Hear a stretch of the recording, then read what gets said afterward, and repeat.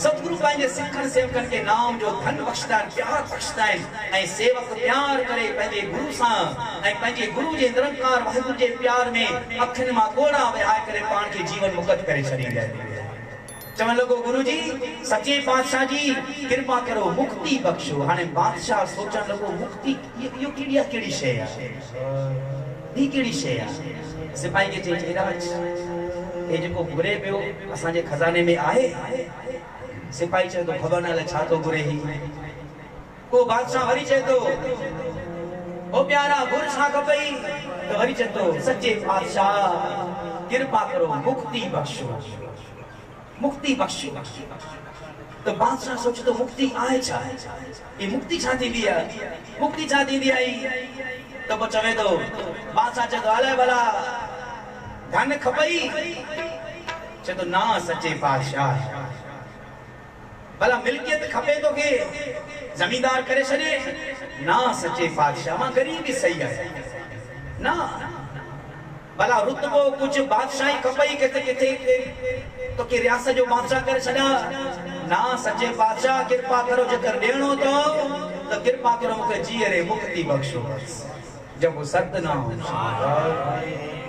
तो हाणे जॾहिं सिपाहियुनि खां वज़ीरनि खां पुछा करे मुक्ति छा थींदी आहे कंहिं बि जवाब न ॾिनो तो कोई चवे तो पयो अरे मुक्ति या थींदी छा आहे। जब वो सतनाम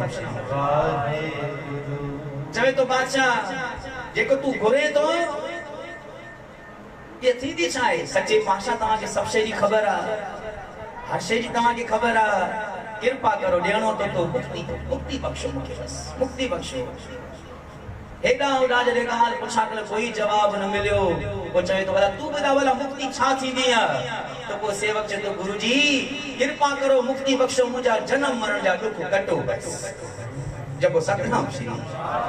वो समझो अरे ही मतलब वापस मां जनम मरण जे चक्कर में ना अचां इनखे मुक्ति चइबो आहे। पोइ बादशाह चए तो भला ॿियो कुछ खपई ना सच्चे पातशाह भला ॿियो कुछ भी ना सच्चे पातशाह। पोइ बादशाह चए तो भाई अगर ॿियो कुछ घुरदे मां तोखे ॾेई सघां थो पर तोखे मां मुक्ति नथो ॾेई सघां। तो सेवक चवे तो सिख चए तो छो सच्चे पातशाह तव्हां सब कुछ करण हार आहे, जंहिंजे मथां तव्हां राज़ी थियो सब कुछ ॾेई सघो था पिया। साचे साहिबा क्या नाही घर तेरे घर ता तेरे सब कुछ है जिस देहे सो पावे। जेके तव्हां ॾियो था उहो ई प्राप्त कर सो तव्हांजे घर में सब कुछ आहे। कृपा करो तो पोइ चवे तो पयो अरे प्यारा दुनिया जी जेकी भी शइ घुरदे मां तोखे ॾींदमि पर मां तोखे मुक्ति नथो ॾेई सघां। छो सच्चे पातशाह तव्हां मुक्ति ॾेई सघो था पिया। तो पोइ चवे तो मां मुक्ति तोखे इन जे लाइ नथो ॾेई सघां छो जो मां सच्चे पातशाह न आहियां। जब वो सतनाम श्री पहिरियों अंदर में ख्वाहिश तो दुनिया उनके सच्चे पातशाह चवे ऐं सच्चे पातशाह गुरुनि के चवे थी दुनिया छो चवे थी जी कारण छा आहे। पर हाणे ख़बर पइजी वई त सतगुरु संसारी पदार्थनि सां गॾु जनम मरण जा दुख भी कटनि था पिया। तो पोइ सेवक चवे तो छो सच्चे पातशाह तव्हां मुक्ति छो नथा ॾेई सघो। तो पोइ चवे तो इन्ही जे लाइ छो जो मां सिर्फ हिंदुस्तान जो बादशाह आहियां, मां सच्चे पातशाह न आहियां। तव्हां केरु आहियो जे भाई मां बादशाह शाहजहान आहियां, मुल्क जो हिंदुस्तान जो बादशाह आहियां, मुगल क़ौम जो बादशाह शाह। तव्हां शाहजहान बादशाह आहियो, तव्हां सच्चे पातशाह गुरु हरगोबिंद साहिब न आहियो ना भाई तू गलत जगह ते अची वियो आहीं। जब वो सतनाम श्री वो मुझा सच्चे पातशाह वाला किथे ओ प्यारा जंहिंजे प्यार में तू आयो आई साइड में वो नंढो तंबू लगल थी साइड में लगल थी उते तुझा सच्चे पातशाह विराजमान थी। जब वो सतनाम श्री वञ त दर्शन दीदार कर। हाणे जीअं सेवक पोयां पेर कया छा करे तो सब जे साम्हूं जेकी गाह जी गंढ रखी टको पैसो रखियो मतलब गिफ्ट खणी आयो। सच्चे पातशाह लाइ जॾहिं कोई भेटा खणी का साम्हूं रखंदो आहे ही सच्चे पातशाह समझी करे साम्हूं या भेट रखी हाणे सब जे साम्हूं ही खणे थो इनके गिफ्ट ॾेई करे वापसि उनखां वठा। चवे तो ही छो खणे थो वापसि चे बादशाह ही गाह जी गंढ टको पैसो आहे टको पैसो तुझे लाइ न आहे ही मां गरीब जे तरफ़ो मुंहिंजे सच्चे पातशाह जे लाइ भेट आहे। पोइ बादशाह चए तो इहा हिते ई रख ॿाहिरि वञ मुझे सिपाही भी चाहते जेतिरो धन वणे घुरन का वठ पर इहो टको गां जी गंढ इते ही रखणे तू मुंहिंजे लाइ खणी आयो आहे चेतो ना मूंखे कुछ भी न खपे ही टको पैसो गां जी गंढ मुंहिंजे सच्चे पातशाह जे लाइ तुंहिंजे लाइ न आहे तंहिंजे करे मां वेंदम पर वापस ये शइ खणी वेंदम एतरे कदर बादशाह एतरे कदर तक लालच दिनी अरे या गां जी गंढ न खण मां तोखे माला माल करे छॾींदमि मां तोखे सब कुछ दींदमि पर ये न खण ही मुझी इज्जत का सवाल है न खण तू चेतो ना मुखे तुझी बादशाह कोई मिलकत न खपे मुखे ने गां जी गंढ जे सके मुक्ति खपदी है तेरी करी वापस करन खबर है उनी मिलकत या ठुकारे चुराए करे टको पैसे वापस कयो बाकायदा खणी करे बाहर निकतो एक का पूछा कर तो मुझा सच्चे बादशाह किथे ओके आवाज नी सामो विराजमान सामो तंबू में जिए अंदर दाखिल थियो सामो मीरी पीरी जा मालिक एक तलवार ना बल्कि शरीर ते गुरु हरगोबिंद साहिब आप तलवार पाइंदा हुआ मीरी एंड पीरी जी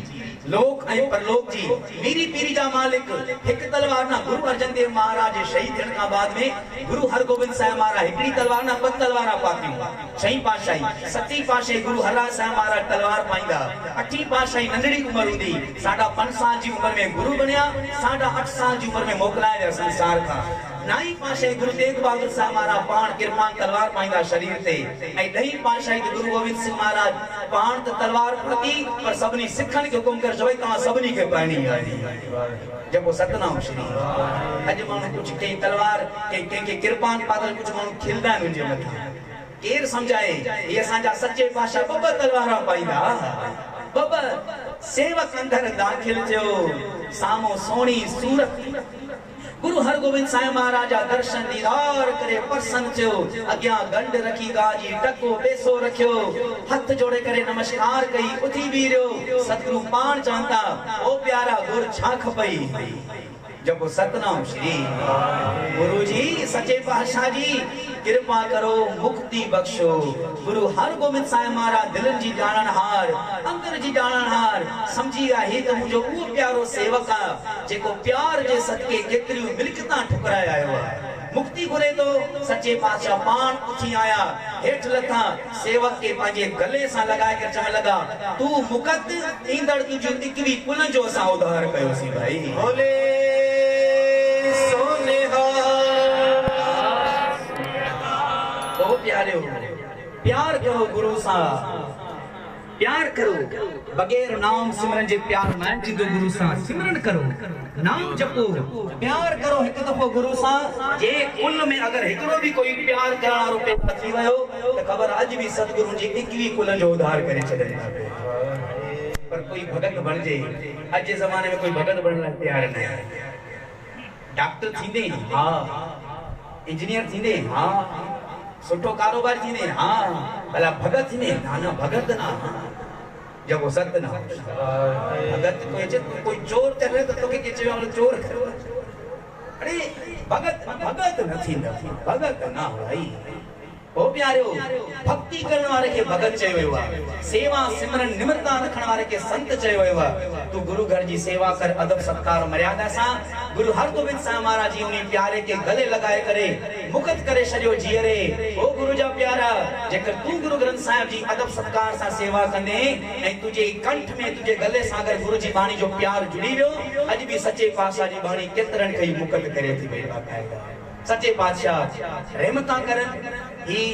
मनुष्य जन्म वार वार ना मिलदो तेने करे थोड़ो थोड़ो पाजी ऐशो इशरत के घटायो ऐशो इशरत मतलब फालतू खाण पिए फालतू घुमन फालतू गालाए फालतू सोचन एक्स्ट्रा फालतू किथे पैसो जाया करन ना इनी कमन के छडे करे तू साध संगत सा जोड़ तू पढ़ लिख कमा इज्जत मान पर उनी सा गडोगर गुरु घर जी तू सेवा सा जरूर जुड़ियो सेवा न कर सेवा ना बे सब कुछ कंदा सेवा ना भाई तू सेवा कर गुरु के पंजो दोस्त बना गुरु के पंजो मित्र बना एक दफो तू पर गुरु के पंजो सजन दोस्त मित्र बना जेकर गुरु तुजा दोस्त बन जी विया ही उए दोस्त मित्र थी लोक परलोक तुजा सवार जी छो जो दोस्त दोस्त के गाल बुधाइंदो आ भा के नाय बुधाइंदो करे भेण भेण के गाल नाय बुधाइंदी पर पांजी सहेली दोस्त के जरूर गाल बुधाइंदी ए दोस्त दोस्त के जरे कुछ का कोई दिल जी गाल बुधाए न बुधाण का बाद वरी को जली दा मता बेके के बुधाई बुधाई जे ना बेके के वो दोस्त भी सोचदो जेकर बेके के बुधाणे न तो मुखे छो बुधाई भला मुखे छो बुधाई केतरो भी गहरो दोस्त हुजे केतरा भी साल गुजरे एक न एक दी जरूर वो भी बेके के नके गाल बुधाए छड़े जब वो सतनाम श्री इनी भगवान रूप गुरु ग्रंथ साहिब महाराज के पांचो दोस्त मित्र बनाओ सवेरे अची करे हाजिरी भरो शाम वेले हाजिरी भरो पांजी दिल जी गाल बुधाओ ये दोस्त मित्र गुरु तमाजी गाल केके भी करे न बुधाईंदा के शायर चयो मांगो उसी से जो दे खुशी से ओ प्यारा गुर उनका जेको वार वार तक खुशी सा दीदो रे करे तन से न करे तो तू पेरो वठी मा हाने छुवायो आई कोई खणी केतरो भी इंसान एक दफे के दाह दफा खुशी खुशी रे यार दफे घुरण वरी चोदो अरे हाने तो के दाह दफा दिनो वरी आयो घुरण तू ए इशारो वा शायर यो मांगो उसी से जो दे खुशी से कहो उसी से जो ना कहे किसी से तू पांजी दिल जी गाल उनके बुधा जेको बेके के न बुधाए करे नी ए एड़े प्यार सा बुधा जो बुधी करे एकदम तुजी गाल मने वठे भाई जको सतनाम श्री दरअसल ही कीर्तन वर्सी के पितरन जी वडन जी मतलब केजे लाए भी उन जी मुक्ति जे लाए कीर्तन है कदे तमा कोई भेण पांजे भां जे लाए जपजी सा जो पाठ करे गुरु की गाल बुधाए अरदास करे तो खबर सतगुरु खुशी ना अज भेण के पांजे लाए ना पांजे भां जे लाए अरदास करन आई है भां कोई अचे पांजी भेण लाए पांजे भां लाए ही पांजे मां लाए पुट पांजे पिता लाए गुरु जी सामू अरदास करे न तो सतगुरु खुशी ना अरे